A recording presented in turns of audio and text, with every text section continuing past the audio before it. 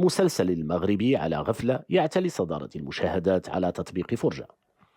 تمكن المسلسل المغربي على غفلة من تحقيق نجاح كبير متصدرا قائمة الأعمال الأكثر مشاهدة على تطبيق فرجة بعد عرض 5 حلقات فقط. العمل الدرامي من توقيع المخرج هشام جباري استطاع أن يخطف أنظار الجمهور المغربي ويثير اهتمامه، مسجلا نسب مشاهدة مرتفعة في وقت وجيز. ورغم انطلاق عرضه في النصف الثاني من شهر رمضان، إلا أن على غفلة فرض نفسه كأحد أبرز الإنتاجات المغربية، متفوقا على عدد من الأعمال الدرامية الأخرى.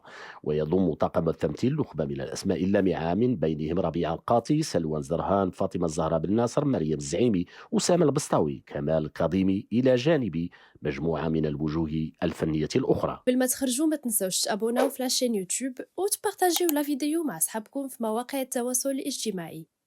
ما تنسوش ديروا جيم وتضغطوا على الجرس باش يوصلكم الجديد ديالنا.